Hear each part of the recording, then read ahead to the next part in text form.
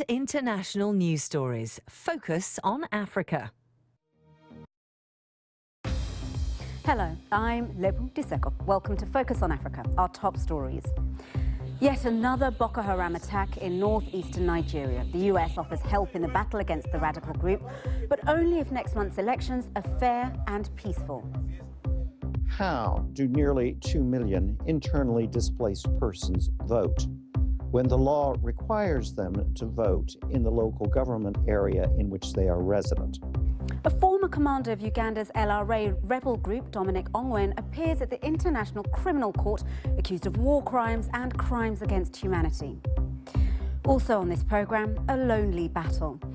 We meet the health workers in southeast Guinea who've buried their colleagues, lost their homes and even been attacked themselves.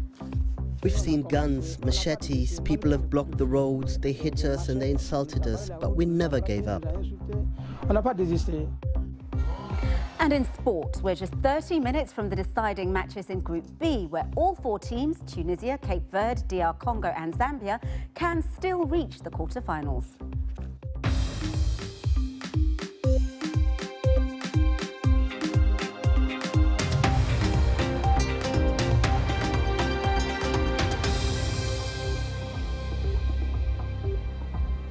Hello and welcome to Focus on Africa from BBC World News. We begin in northern Nigeria, where a city-wide curfew has been lifted in Maiduguri. The lockdown was imposed after Boko Haram attacked the city on Sunday morning. Now, the military managed to push back the militants using airstrikes, ground troops and the help of local vigilantes. Maiduguri is strategically important because it's the capital of Borno, and that's the biggest state in the north of the country and Boko Haram heartland. Taking Maiduguri would be a major prize for the militants, and it seems that they're closing in. Boko Haram fighters have now captured the town of Munguno, around 135 kilometers from the city. Well, our correspondent Abdullahi Kayira Abubakar joins me live now from Abuja. Tell me, how much concern is there that Maiduguri could be attacked again and imminently? Well, there is every reason to believe that the insurgents can still attack Maiduguri because most of the towns and villages before Maiduguri have been taken over and are in control of the insurgents. Only towns like Monguno and Konduga were not taken, but Monguno was taken yesterday, and now that leaves only Konduga. Most of the insurgents are now surrounding Maiduguri town, and there are still chances that they could try to get into the town. Thank you, Kayira. Well, military authorities said... I'm sorry, carry on, Kayira. Yesterday, the military authorities said the troops also battled fleeing and reinforcement of insurgents on the outskirts of Maiduguri, and that both sides suffered. Despite all that, activities, or rather in Maiduguri, went about their normal business. Opened, markets opened, and Kayira, we're going to have to leave it there. We're having some sound issues. We do apologise for that. Abdullahi Kayira Abubakar joining us from Abuja there. Well, the United States Secretary General John Kerry has promised more US support for Nigeria in fighting Boko Haram on condition that the upcoming elections are free, fair and peaceful. He was visiting Nigeria over the weekend and met with President Goodluck Jonathan and his political challenger Muhammadu Buhari. But how likely would Nigeria be to accept any such help from the US? That's something I asked the former US ambassador to Nigeria, John Campbell, a little earlier today. There is nothing particularly new about Nigerian military suspicion of outside assistance. This is a relatively long-term theme. One of the really, to my mind, puzzling events was the Abuja government's unilateral canceling of a, albeit small, but still real, U.S. training program in counterterrorism. The program was abruptly canceled, more or less in the middle of it, without any really credible explanation.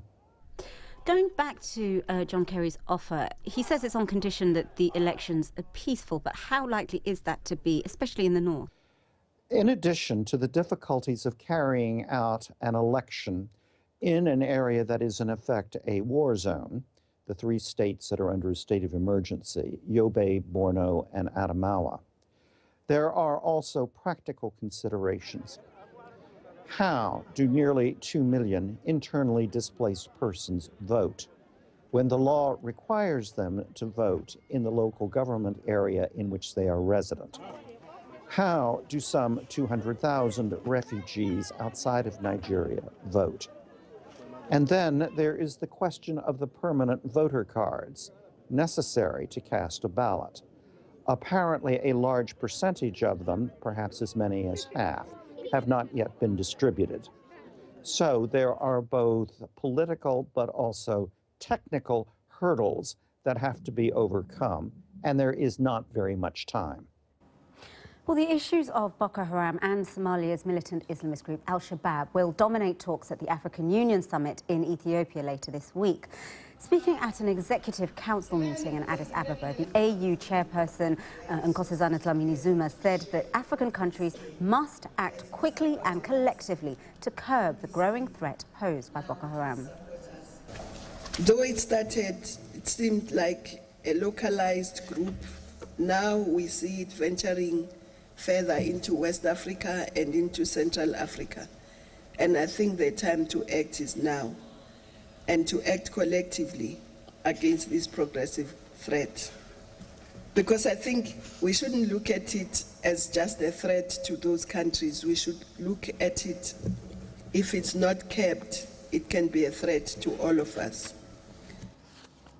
Okay, in other African news now, Zambia's President Edgar Lungu has been announcing his cabinet today. Mr. Lungu won by a 48.3% majority, and the announcement was made on Saturday after the election race was marred by delays. His rival, Hakainde Hichilema of the United Party for National Development, which denounced the election as a sham, came close with 46.7% of the vote. The 2 sons of ousted Egyptian President Hosni Mubarak have been released from prison nearly 4 years after they were first arrested with their father. Alaa and Gamal Mubarak walked free from Cairo's Tora prison shortly after daybreak. Last week, a court ordered that the 2 men be freed pending retrial, along with their father on corruption charges. Well, Parliament in the Democratic Republic of Congo has decided not to go ahead with a controversial proposed change to the electoral law, which had triggered days and days of protests. The law would have meant that a census had to be carried out before the elections, and opposition groups said this was a ploy to delay the election and effectively give President Joseph Kabila a 3rd term. The reversal is being seen as a huge blow to the president and his supporters. BBC Africa's Maud Julien has more. The Congolese National Assembly. This is where it all started and where it ends.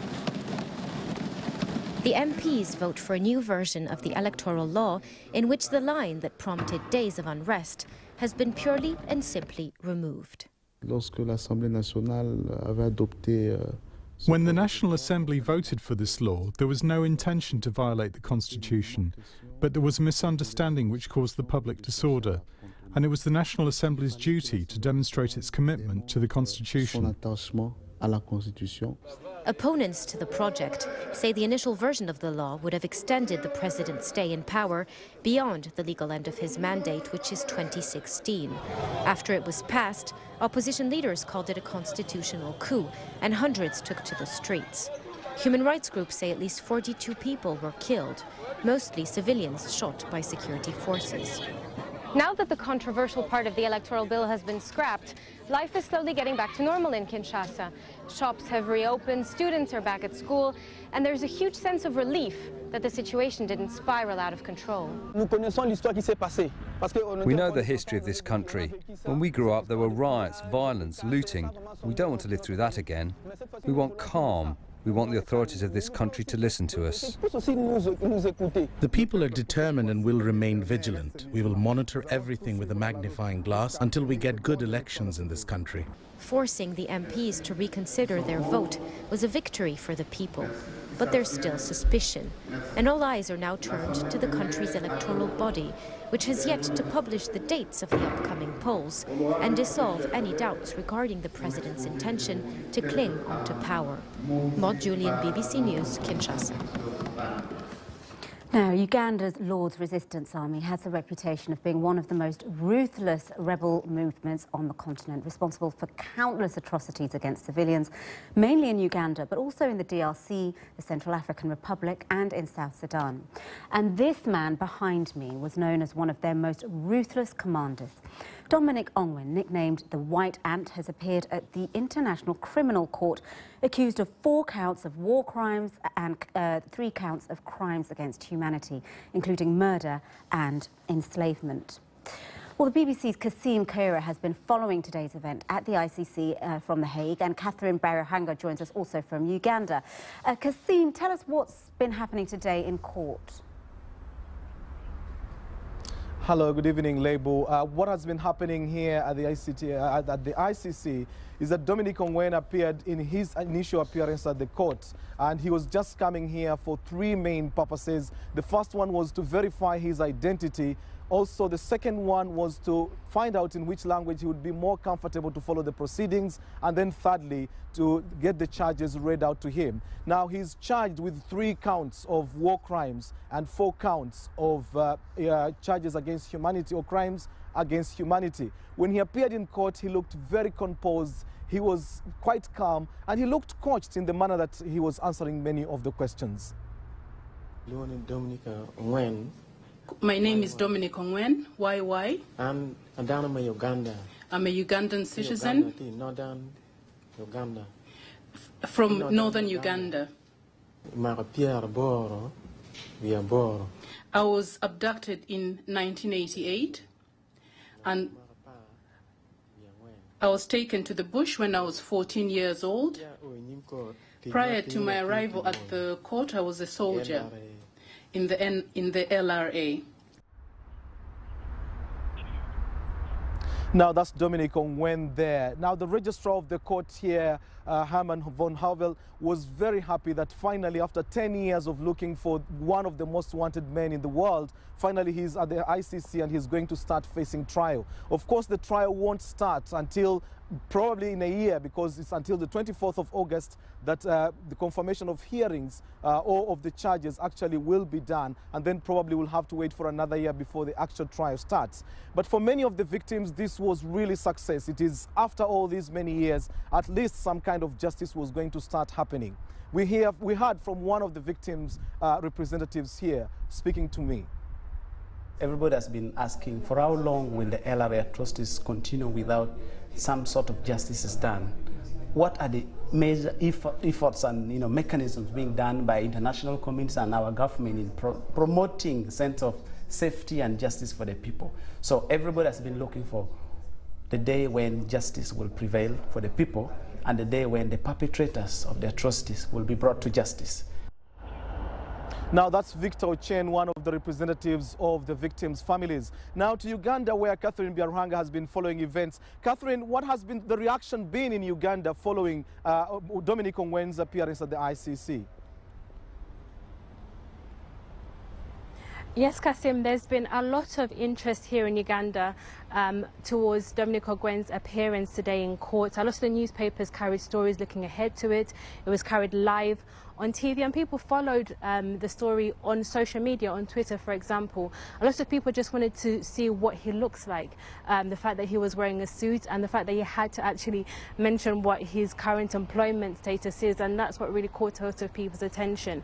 But looking away from today's court appearance, there are people in the north of Uganda. We heard there from Victor Chen, but there are people who really do not know what the ICC stands for, what it is about, why Dominic Ongwen is there, and how that relates back to them, back to their lives and the atrocities that some of them faced. So a lot of people have spoken to the media in northern Uganda saying that they would prefer for Dominic Ongwen to go back to northern Uganda to face his victims, to apologize and be forgiven, and some kind of healing and reconciliation to be found.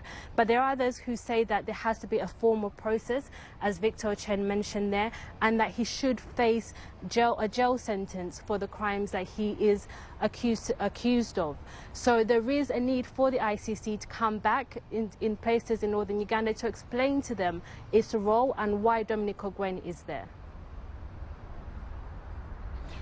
Catherine Biaruhanga in Kampala there. Well, Lebu, that's the view that has also been here. The registrar of the court was saying an outreach program would allow at least people to follow the proceedings once the trial itself kicks off.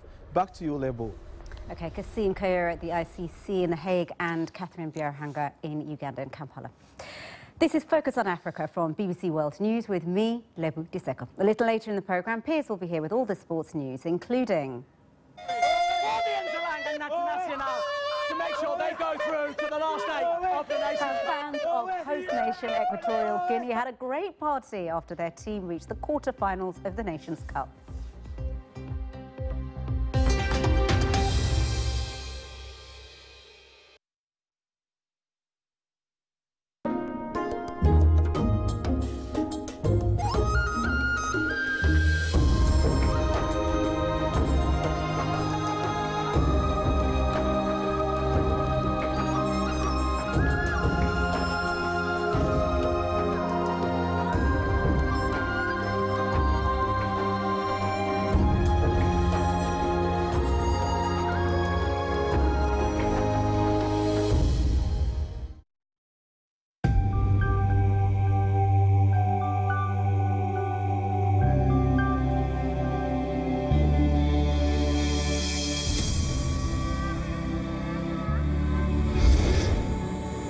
Working with professional and equal business partners creates a stronger confidence.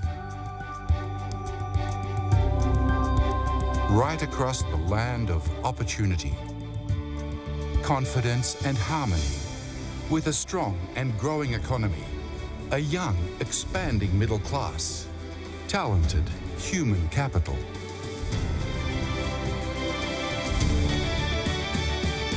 And a huge market to achieve higher levels of success with abundant opportunities together. Invest in remarkable Indonesia.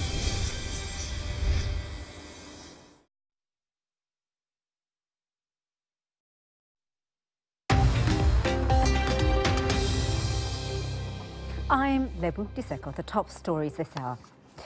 The first member of Uganda's LRA rebel group to appear before the International Criminal Court has told the judge that he himself was abducted by the group as a child in Uganda.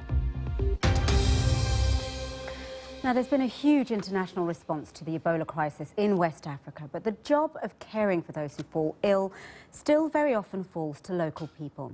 And a lot of the time, they have to overcome not just the stress and danger of their work, but isolation and stigma. The BBC's Ibrahima Diane travelled to Nzerekore in the southeast tip of Guinea, close to where the epidemic first broke out, to see how local Red Cross volunteers are affected by the trauma of their work. These men are the front line in the battle against Ebola in the town of Nzerekore. Isiaka Tunkara is 30 years old. He used to be a school principal. Now he leads a team specialized in transporting and burying the sick and the dead. They must also disinfect victims' homes.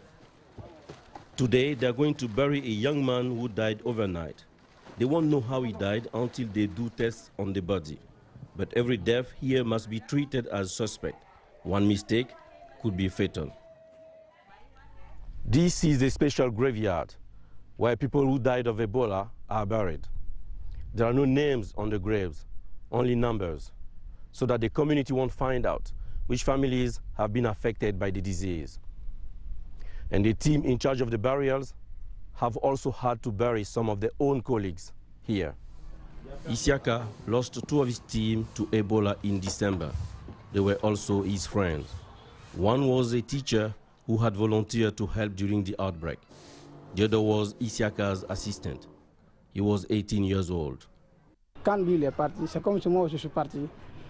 When he died, it was like I also died. I didn't know what would become of me after that. We worked together, so after him, am I not next? We are the resistance on the ground. If we, the pioneer teams, gave up, there would be nobody else. We've seen guns, machetes, people have blocked the roads, they hit us and they insulted us, but we never gave up. Isiaka has been married for a year. The family lost their first house when the landlord found out about his job. His wife says when she goes to the market, people are afraid of her. The Red Cross brought their psychologist to help their team after they lost their friends. He describes the effect of trauma on the volunteers he meets. You find them completely exhausted. It's the first thing you see. When you see them, you know they're not themselves. They're in another world. They don't want to be in contact with their own friends anymore. They think everyone is their enemy. The fight against Ebola is a lonely battle. For those who are courageous enough to continue, every day is a reminder of how much they have to lose. Ibrahima Diane, BBC News, Nzerekore, Guinea. You're watching Focus on Africa, and it's time for some sports now with Piers, and just a few minutes to go, isn't it, until we find out half of the quarter-finalists.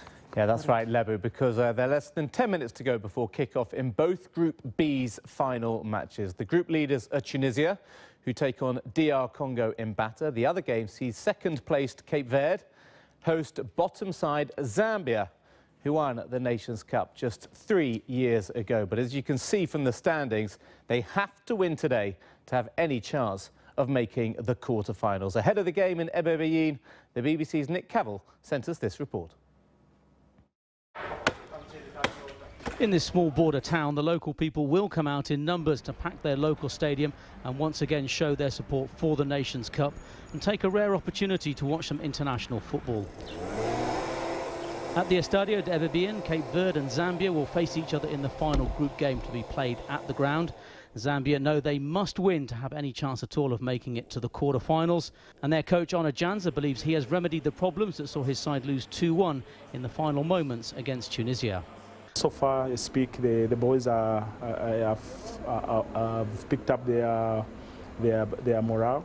Yeah, they believe in themselves now, and then they are ready to do another battle in the next game.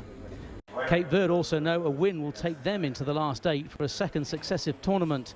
And fans around Africa and indeed the world will be waiting keenly to see if either side can progress in Equatorial Guinea. For the BBC, this is Nick Cavell in Ebebe. Well, in the other group match, DR Congo are under intense pressure. They have to win against table toppers Tunisia to have any chance of going through. A draw could be enough for DRC. It could also be enough, well, it would be enough for Tunisia to reach the knockout stages, meaning that their coach, Georges Likens, says he won't be taking any risks tonight. I won't choose young players who might have played well in the last 2 games because I don't want to burn them out. I'm also responsible for their health. And some team news ahead of those games. DR Congo will start with Yannick Balassi in the starting lineup against Tunisia. Tunisia make 2 changes in midfield. Sassi and Matluti are in, as well as captain Yassine Chikawi leading the line. Now, we already know 2 of the quarter-finalists after Congo beat Burkina Faso to finish top of Group A on Sunday night. They may have finished runners-up in 2013, but the Burkinabe are heading home, also through at the expense of Gabon, none other than host nation Equatorial Guinea. They beat their neighbours 2-0 on Sunday night to make it through, sparking a night of celebrations for local fans. Some of them just couldn't disguise their joy, as Nick Cavell found out when trying to file this report from Bata. Have a look at this. These Equatorial fans are going to be going home very happy tonight, and the celebrations are going to go on long into the night and in tomorrow morning, I should imagine. Equatorial Guinea have just claimed a place in the quarterfinals of the Africa Cup of Nations with a 2-0 win over Gabon, their close neighbours. Ade Balboa with a penalty and Iban Edu hit the second goal to ensure the victory for the Interland International to make sure they go through to the last 8 of the Nations Cup. Have you ever seen a man more determined to finish his report? Well done, Nick.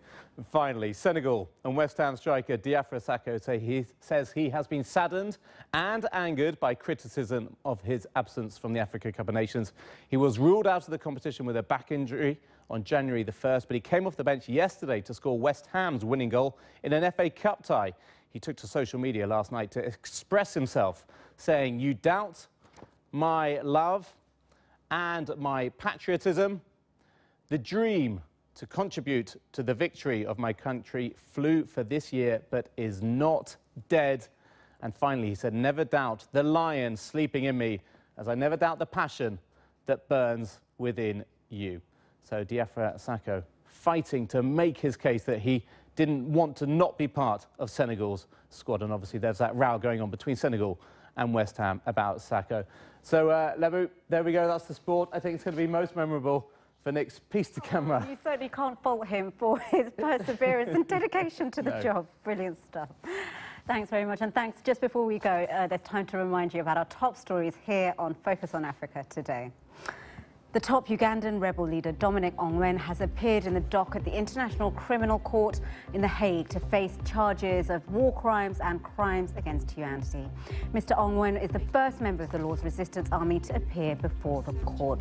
That's all we have time for on the programme today. From myself and the rest of the team here in London, thanks for watching.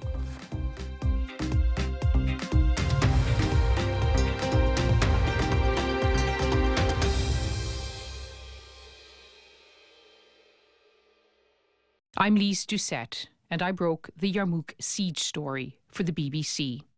Everybody knew the situation was absolutely dreadful. No one gets into Yarmouk when the fighting goes on, and the fighting goes on day in, day out. What we're seeing today is a breakthrough. The United Nations is going in, and we're going in with them. It was overwhelming. The density of it, it was a narrow corridor, and in the middle was a sea of people. 13-year-old Kifa tries to put on a brave face.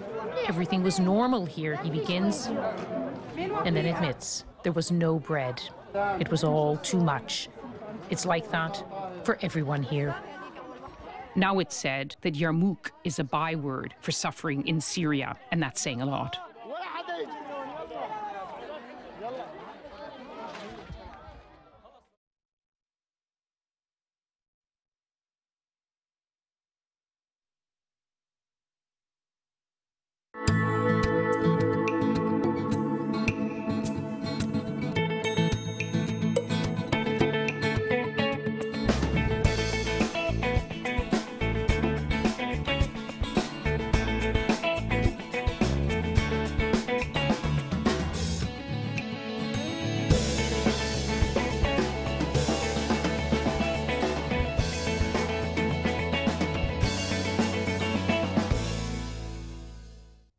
Hello there. An intense snowstorm is on the way to the northeast of the USA, while some eastern parts of Africa are set to battle heavy flooding rainfall. But first off, we'll concentrate on North America, where we're seeing this storm system. You can see it on the satellite image here. It already brought some snow to the south of the Great Lakes, but it's now pushing out offshore in towards the Atlantic. As it passes over the relatively warm waters, it's going to pick up that warm, moist air, and this low pressure system will be rapidly deepening over the next day or so, and then it's going to shift northwards. So you can see heavy snowfall anywhere from Philadelphia up towards Maine as well. Intense snow here, combined with some really strong, gusty, damaging winds and very high waves around the coast too. So this snowstorm could bring 20 to 30 inches of snow, with Boston and New York being right in the firing line. Travel disruption widely predicted, as well as those damaging winds likely to cause power outages in the region too. So throughout the day on Tuesday, heavy snowfall continues for Boston and New York, for instance. By Wednesday, things should clear up a little bit as that storm starts to ease away. Elsewhere across parts of Africa, we've had heavy flooding rainfall, particularly for southern Malawi over recent weeks. There's been a respite, but the rains are set to return to this region over the course of the next few days. It's partly down to the positioning of the ITCZ, or the Intertropical Convergence Zone. This is basically an area of enhanced rainfall across Africa. During the months of July and August, the ITCZ is further north, the Gulf of Guinea towards the Gulf of Aden, but during this time of year, it sinks further south, and southern Malawi is right in the firing line for further heavy rain. Now, we're going to see largely dry conditions further north across parts of Somalia and Kenya as well, but for southern Tanzania, southern parts of Malawi, northern Mozambique, this zone will see enhanced rainfall, which could well lead to further flooding problems in the region, and also across the northern half of Madagascar, some further heavy rain on the cards. That's how it's looking. More details on the world weather online.